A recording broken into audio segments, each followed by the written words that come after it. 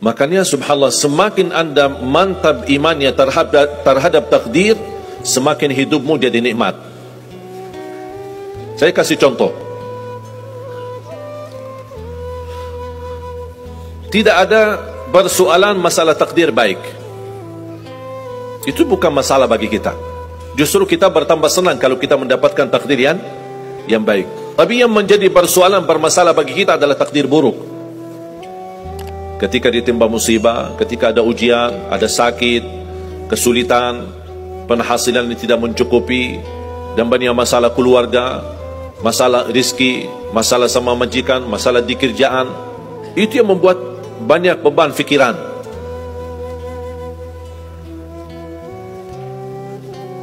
Tapi kita harus tahu, sebenarnya walaupun takdir itu ada baik, ada buruk,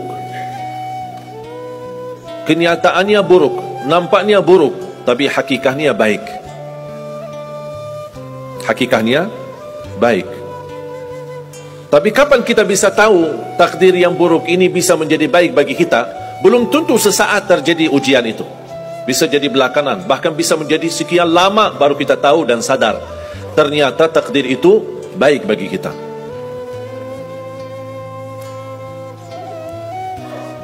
Saya kasih contoh melalui cerita. Saya buatkan satu cerita, ingin memberikan pesan kepada orang muslim, orang beriman, betapa besar karunia Allah dan pertolongan Allah melalui takdir. Ada seorang berdoa, dan saya ingin anda semua berdoa. Setiap berkesempatan, setiap salat, setiap sujud atau tahajud, duha, pasti anda semua berdoa. Ada yang diinginkan, ada yang hajat-hajat yang belum terkabul, belum tercapai. Bertemu orang salih, bertemu ulama, bertemu habib, minta didoakan, tolong doakan, semoga lancar urusan saya, semoga dapat jodoh, semoga insya-Allah dapat keturunan, semoga hasil dan rezeki yang saya dapatkan menjadi barakah dan bermanfaat bagi saya dan keluarga. Ada orang berdoa kepada Allah Subhanahu wa taala. Mohon jamaah sekalian dengar cerita ini baik-baik, karena ada pesan hikmah yang kita bisa ambil.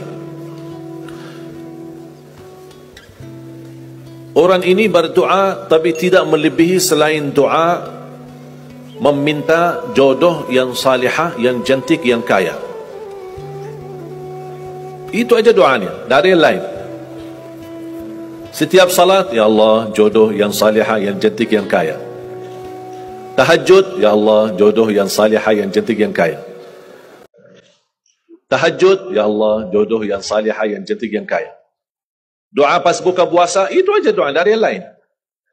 Tidak minta ampun, tidak minta rahmat, tidak minta karunia, tidak minta keselamatan. Butuh banget ini jodohnya. Dapat rezeki sedikit, dapat kemudahan berangkat haji. Selama dia berhaji, selama dia tawaf 7 kali, itu aja doanya. Ya Allah, jodoh yang salihah, yang cantik, yang kaya.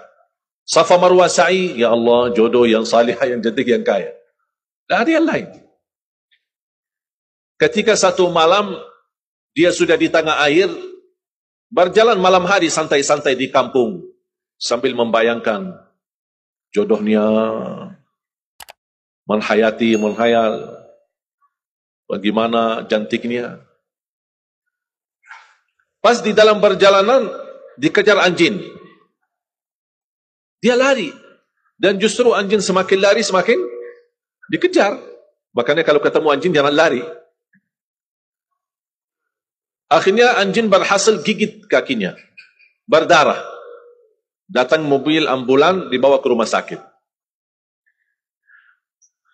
Di dalam mobil ambulan dia merasa menghadapi ujian, dan dia berkata, ya Allah, selama ini saya berdoa minta jodoh yang salihah, yang cantik, yang kaya, masa dikirimkan anjing? Dia belum tahu ada apa. Dan ini yang sering kita lakukan, terlalu cepat respon dan berkata yang tidak baik ketika kita diuji oleh Allah, sedangkan kita belum tahu apa yang akan terjadi sesudah itu. Ambulan dibawa ke rumah sakit, dan subhanallah, dirawat di rumah sakit seorang dokter yang cantik, yang salihah, yang kaya, jadi jodohnya. Ada hikmah nggak digigit anjing? Buruk nggak kejadian itu? Buruk. Digigit anjing pasti buruk.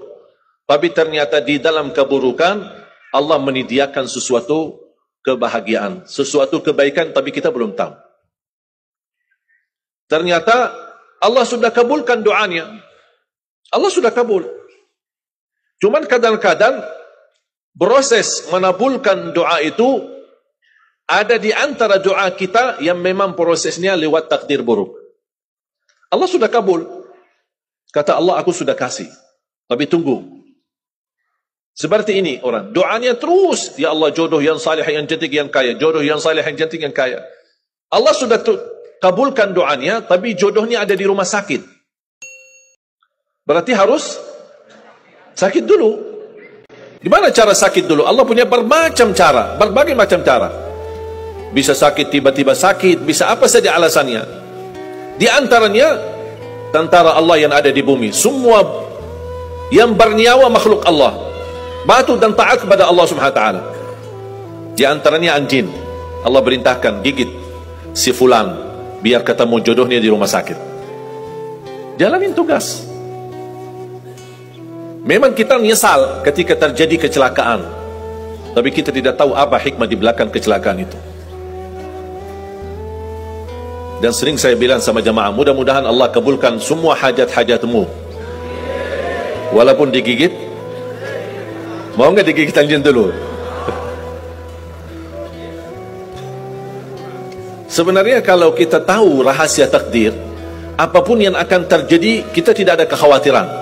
Karena kita tahu, sesudah ujian ini, pasti ada sesuatu kebaikan.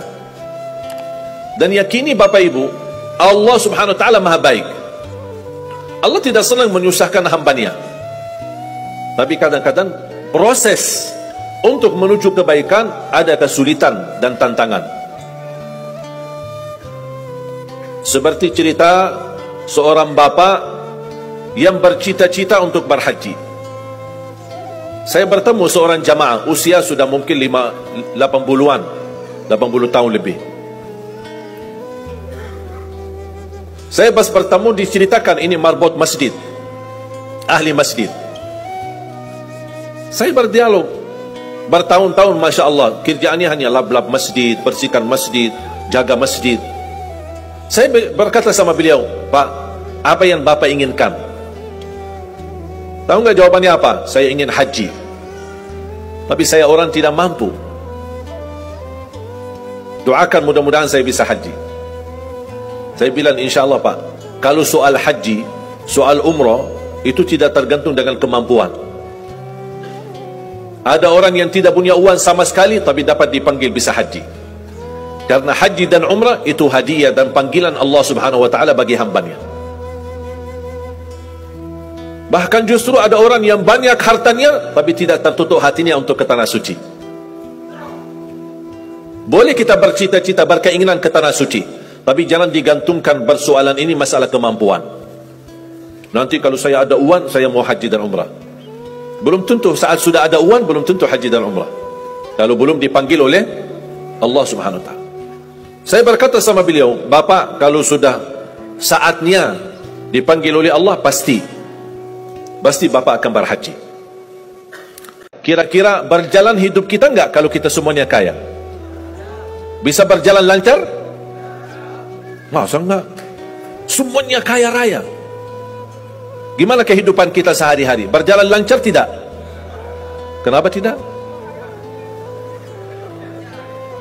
Saking banyak kekayaannya. Kalau semuanya kaya, memang sulit menjalani kehidupan.